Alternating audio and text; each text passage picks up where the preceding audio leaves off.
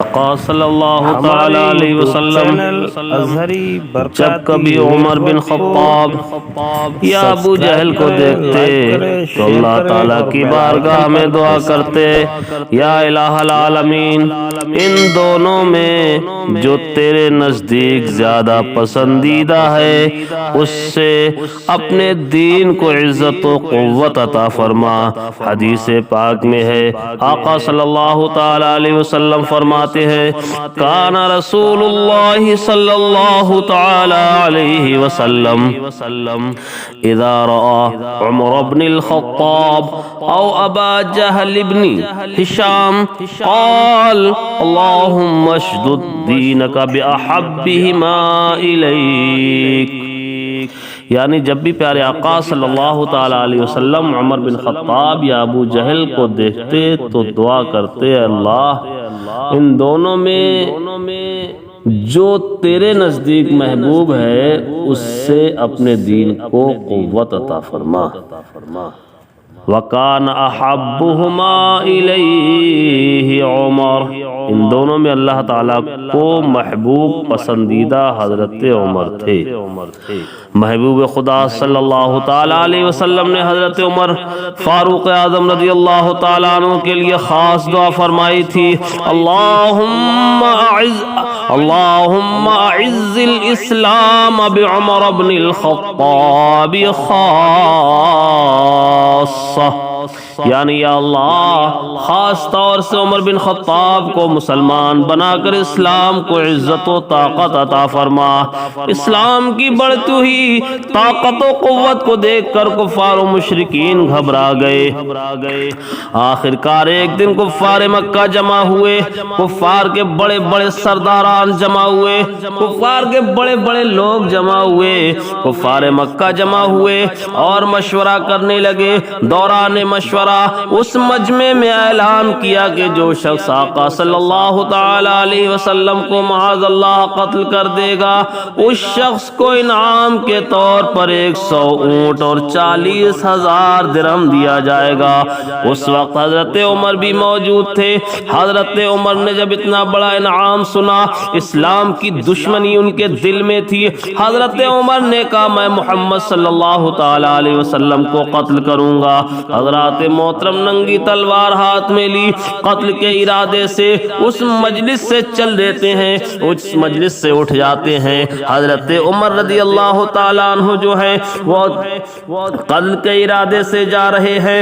حضرت عمر رضی اللہ تعالیٰ عنہ نے ننگی تلوار ہاتھ میں لی ہوئی ہے، آنکھوں میں خون اترا ہوا ہے، چہرہ لال پیلا ہو رہا ہے۔ اب جا رہے ہیں پیارے آقا صلی اللہ تعالیٰ علیہ وسلم کو قتل کرنے کے لیے، معاذ اللہ جس پاک ذات کی حفاظت خود خالق کائنات نے لے رکھی ہو، وہ شمع نور و ہدایت جو نہ بجھا ہے اور نہ ہی بجھایا جا سکتا ہے، کیا ہی اعلیٰ حضرت عظیم البرکت مجدد دین و ملت الشاہ احمد رضا خان فاضل بریلوی علیہ رحمت و رضوان ارشاد فرماتے ہیں، ارے کیا خبر کتنے تارے کھلے چھپ گئے پر نہ ڈوبے نہ ڈوبا ہمارا نبی۔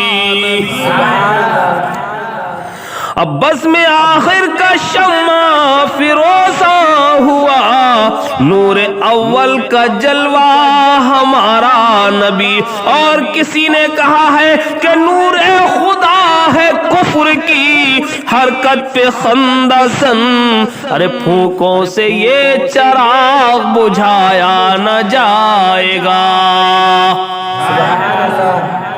حضرات محترم حضرت عمر رضی اللہ تعالیٰ عنہ جو ہیں جا رہے ہیں، ننگی تلوار ہاتھ میں ہے، آنکھوں میں خون اترا ہوا ہے، چہرہ لال پیلا ہے، راستہ طے کر رہے ہیں، چل رہے ہیں۔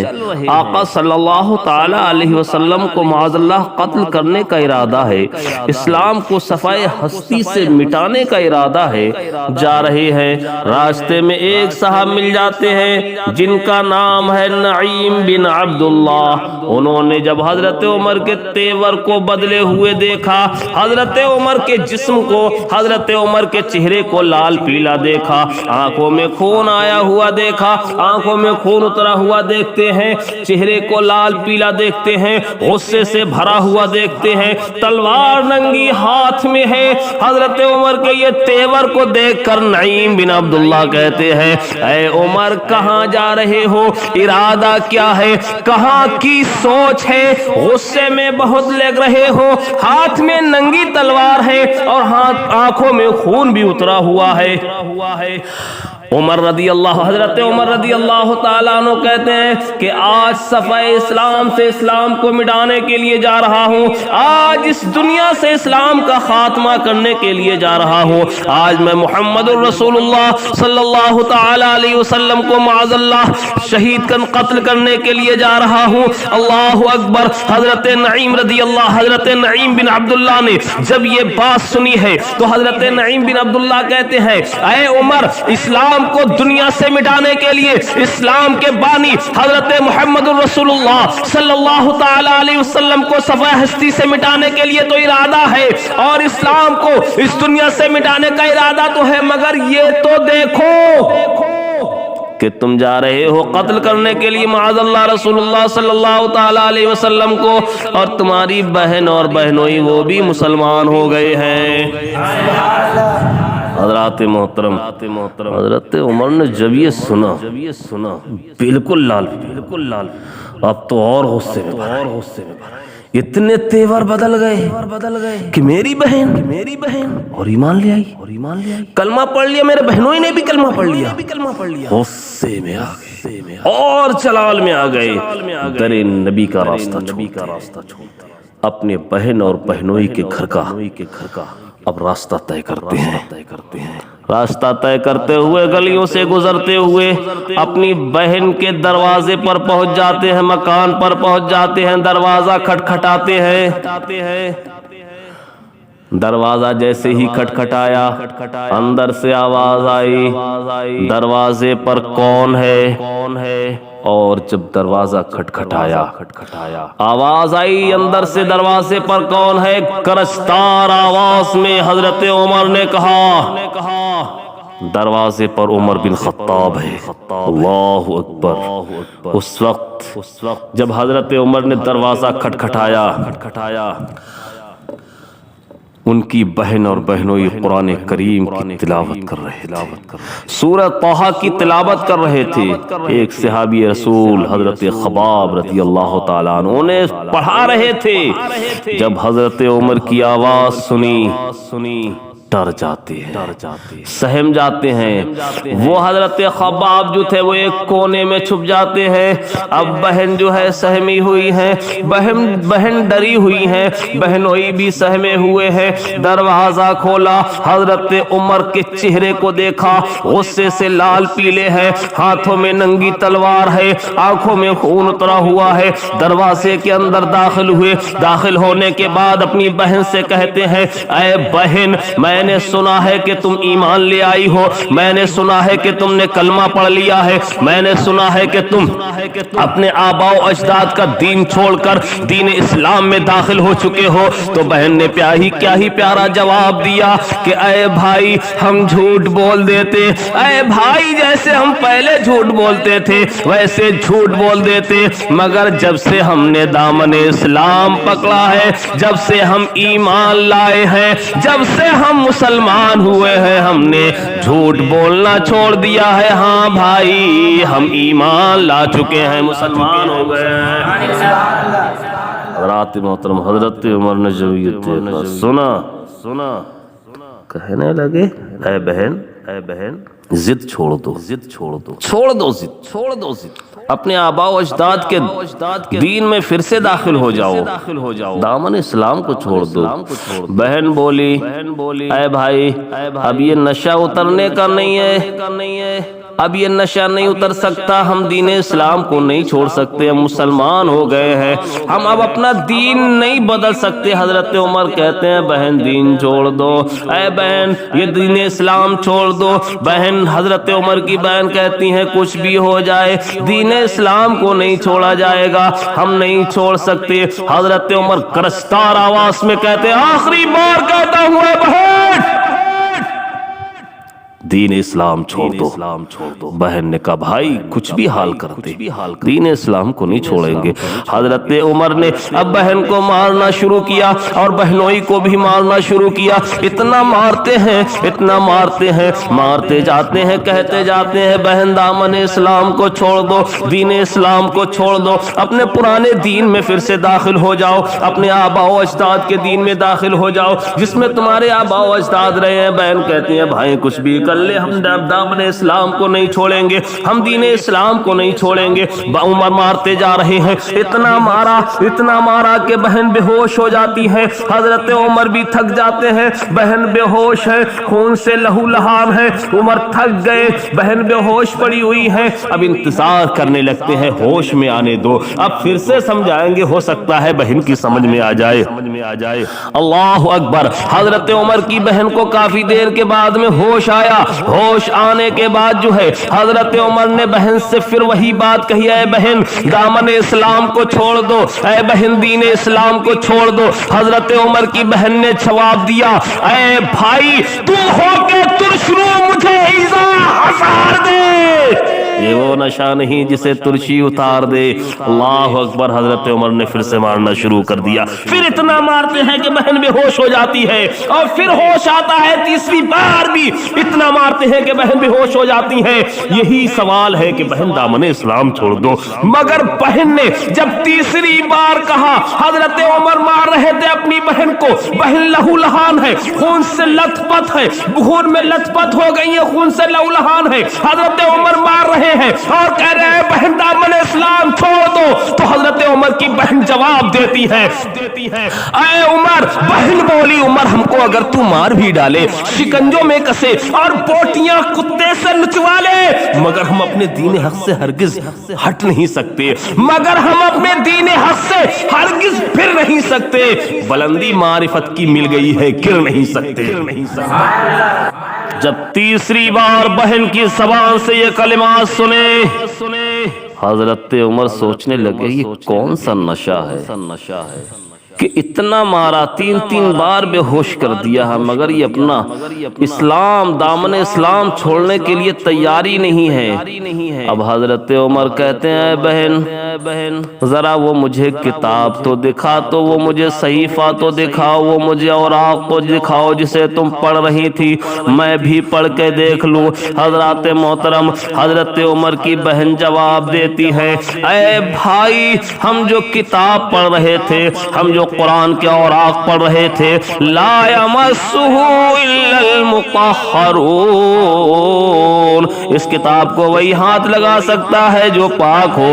حضرت عمر رضی اللہ تعالیٰ عنہ کی بہن نے کہا اے بھائی اگر تم وہ کتاب پڑھنا چاہتے ہو، اگر وہ تم اوراق دیکھنا چاہتے ہو، پڑھنا چاہتے ہو، چھونا چاہتے ہو، تو پہلے غسل کر کے آؤ، اس کے بعد پڑھنا۔ حضرت عمر رضی اللہ تعالیٰ عنہ جو ہے اور جنان میں آ جاتے ہیں، ایک اور قید لگا دی۔ حضرت عمر اب جاتے ہیں غسل خانے میں، غسل کر کے آتے ہیں، کپڑوں کو تبدیل کر کے آتے ہیں، اور ادھر جو چھپے ہوئے ہیں حضرت خباب جو قرآن کی تلاوت کروا رہے تھے ان کے بہن اور بہنوئیوں کو، وہ اب نکل آتے ہیں۔ اللہ اکبر۔ حضرت عمر رضی اللہ تعالی عنہ جو ہے حضرت عمر کے ہاتھوں میں اب وہ قرآن مجید کا وہ صحیفہ دے دیا جاتا ہے، جو قرآن مجید فرقان حمید کو حضرت عمر اپنے ہاتھوں میں لیتے ہیں اور قرآن مجید کی سورہ طٰہٰ کی چند آیتوں کو تلاوت کرتے ہیں۔ طٰہٰ ما انزلنا علیک القرآن لتشقی الا تذکرۃ لمن یخشی تنزیلا ممن خلق الارض والسماوات العلی الرحمن علی العرش استوی، اور پڑھتے پڑھتے یہاں تک پہنچتے ہیں اننی انا اللہ لا الہ الا انا فاعبدنی واقم الصلاۃ لذکری، یعنی بے شک میں اللہ ہوں، میرے علاوہ کوئی معبود نہیں، تو میری عبادت کرو اور میری یاد کے لیے نماز قائم کرو۔ حضرت عمر رضی اللہ تعالیٰ عنہ کے دل کی دنیا بدل چکی تھی، کہنے لگے کہ مجھے پیارے آقا صلی اللہ تعالیٰ علیہ وسلم کی بارگاہ میں لے چلو، اے بہن میرے گلے میں رسی ڈال دو اور مجھے پیارے آقا صلی اللہ تعالیٰ علیہ وسلم کی بارگاہ میں لے چلو۔ اللہ اکبر۔ حضرت عمر کی باتوں کو سن کر حضرت خباب رضی اللہ تعالیٰ عنہ بھی باہر تشریف لے آئے اور فرمایا، اے عمر، میں تم کو خوشخبری سناتا ہوں کہ کل کی رات میرے مشفق و مہربان نبی آقا صلی اللہ تعالیٰ علیہ وسلم نے دعا فرمائی تھی۔ اے عمر، میرے پیارے آقا صلی اللہ تعالیٰ علیہ وسلم نے دعا فرمائی تھی کہ یا اللہ، عمر بن خطاب یا ابو جہل دونوں میں سے جو تجھے زیادہ محبوب ہو اس سے اسلام کو عزت و قوت عطا فرما۔ ایسا معلوم ہوتا ہے کہ تمہارے حق میں دعا قبول ہو گئی ہو۔ حضرات محترم، حضرت عمر رضی اللہ تعالیٰ عنہ حضرت خباب رضی اللہ تعالیٰ عنہ کے ساتھ خدمت اقدس میں حاضری کے لیے روانہ ہو گئے۔ اس وقت رسول اکرم صلی اللہ تعالیٰ علیہ وسلم کوہ صفا کے قریب حضرت ارقم رضی اللہ تعالیٰ عنہ کے مکان میں تشریف فرما تھے۔